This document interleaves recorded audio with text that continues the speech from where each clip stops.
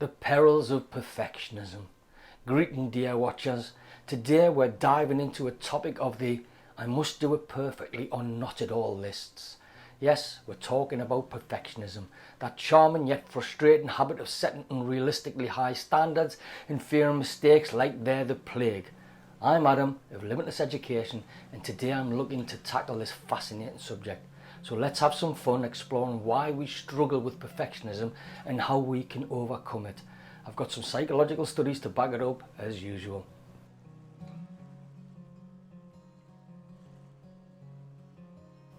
The problem?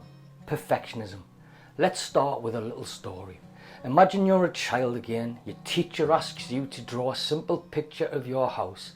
Do you draw a lovely, whimsical house with a crooked chimney and a smiling sun? Or spend 3 hours agonising over the exact shade of red for the door, only to crumple the paper up in frustration because the windows aren't symmetrical? If you choose the second one, congratulations, you've just experienced the first taste of perfectionism. We struggle with perfectionism because there's always that voice in our head whispering, it must be perfect or it's worthless. And let's face it, striving for perfection can be exhausting. The baking disaster. I remember trying to bake the perfect cake for my son's birthday. It started innocently enough with a simple chocolate cake recipe, but somewhere between the precise measurements and the exact baking time, I became a mad scientist in the kitchen. I baked 6 cakes, each one slightly different, hoping to achieve the perfect crumb and the perfect frosting consistency. My kitchen looked like a chocolate bomb had exploded. By the time I was done, I ended up buying one from the bakery and pretending it was homemade. The bakery lady and I shared no nod, a silent pact of survival against the tyranny of perfectionism. The fear factor. Perfectionism is often about fear. Fear of failure, fear of criticism, fear of not being good enough. We think if it's not perfect, everyone will see I'm a fraud. This brilliant strategy ensures we either overwork ourselves into oblivion or avoid tasks altogether. Consider a child who doesn't start their art project because they're afraid it won't be a masterpiece.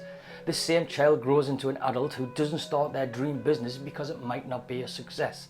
The fear of imperfection paralyzes us into inaction.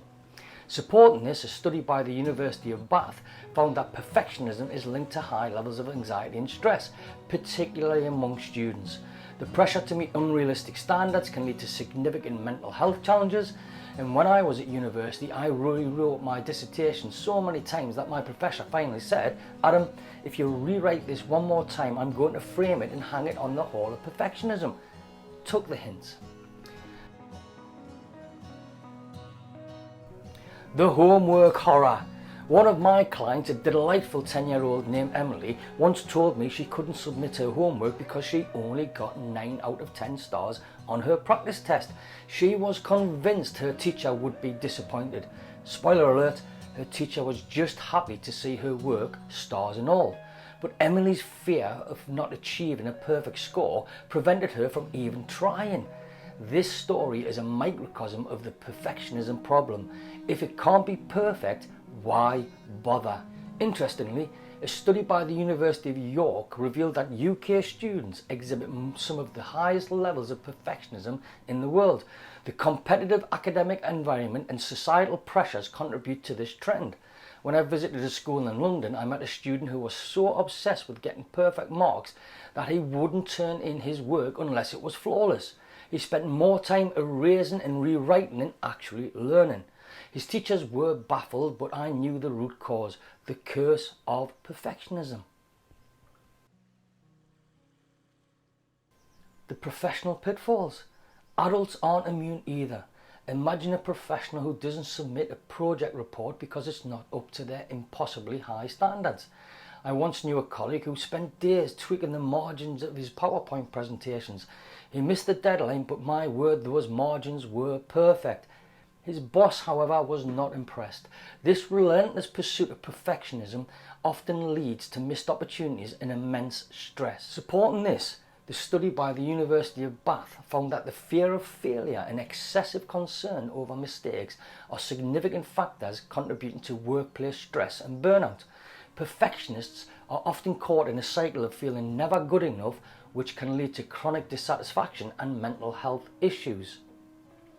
A study by the University of Kent suggests that breaking tasks into smaller, more manageable parts can significantly reduce perfectionistic tendencies. This approach makes tasks less daunting and increases the likelihood of starting and completing them.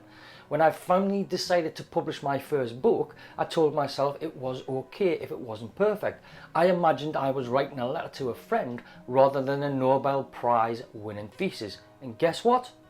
It worked. Practice self-compassion. Another key is self-compassion. Be kind to yourself and understand that mistakes are part of the learning process. The University of Sheffield found that practicing self-compassion helps individuals manage their perfectionism by reducing the fear of failure. When I tried to paint the mural in the office, it looked more like a modern art gone wrong. But you know what?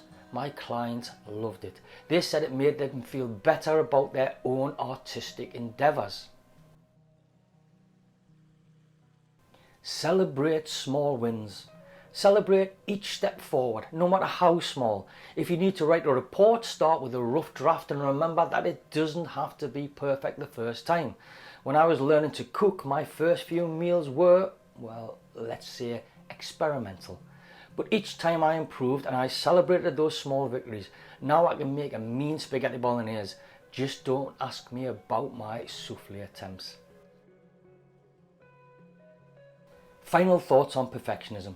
Remember, we all struggle with perfectionism to some degree.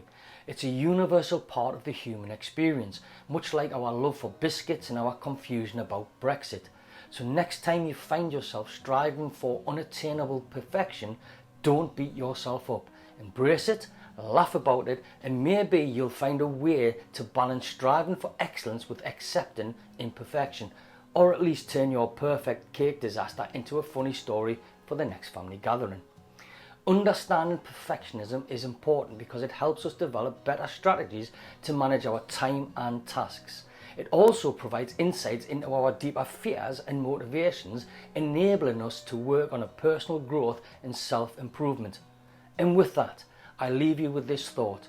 Why strive for perfection when you can strive for progress? After all, progress is a brand new day full of possibilities and probably fewer sleepless nights. Until next time, keep striving and thriving.